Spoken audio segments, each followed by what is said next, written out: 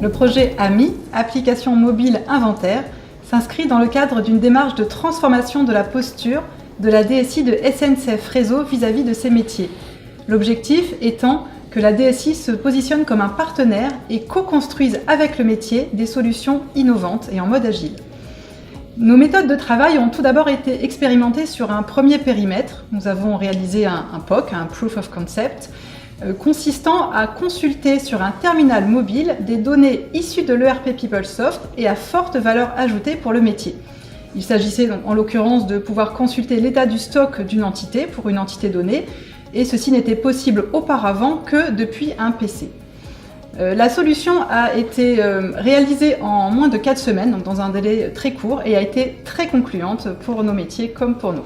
Après la réalisation de ce POC, nous avons étendu le périmètre fonctionnel avec le métier pour lancer un véritable projet d'inventaire sur stock de matière. En effet, il faut savoir que le processus d'inventaire est un fort enjeu économique pour le métier, avec des centaines de millions de stocks immobilisés et avec une exigence réglementaire de suivi en qualité par les commissaires aux comptes.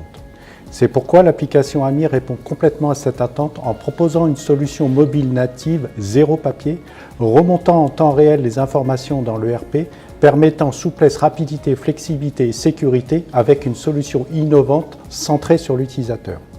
Il faut savoir que la solution AMI a une approche design thinking, c'est-à-dire qu'en fait, on s'est basé sur l'expérience opérationnelle de l'utilisateur sur le terrain et avec des attentes de réduction de coûts aussi.